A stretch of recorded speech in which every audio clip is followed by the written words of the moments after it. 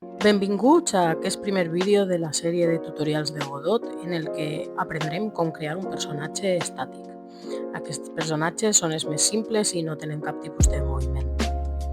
Per començar, és important que tinguem la imatge del nostre personatge dins de les nostres carpetes del projecte. Per a tindre-ho tot ordenat, tenim la carpeta Assets, dins la carpeta Images, i hem creat una carpeta que es diu Plug, on està la imatge del personatge que anem a crear. Començarem per crear un node caràcter body 2D, i en la part dreta, en l'inspector, podem veure totes les seues característiques.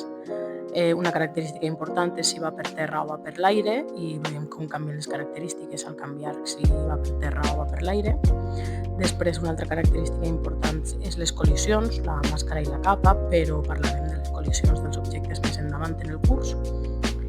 I tenint aquestes coses clares, el que podem passar, en aquest cas el personatge és un personatge que està en terra, i al caràcter body 2D li afegim un fill sprite 2D. Aquest sprite 2D té una característica que és texture i simplement podem arrastrar la imatge del blob dins de texture i ja tenim el nostre personatge estàtic creat. Podem veure que és molt gran, aleshores podem desplegar en l'inspector i escalar el personatge perquè siga molt més menut.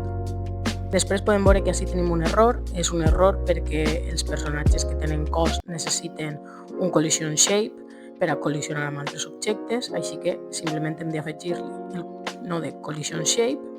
I ara tenim un altre problema, que és que no hem definit la figura de la col·lisió, simplement en l'inspector definim la forma, el shape, podem fer el shape que més ens acople, en aquest cas hem elegit un així més redó, i amb això ja tindríem el nostre personatge creat.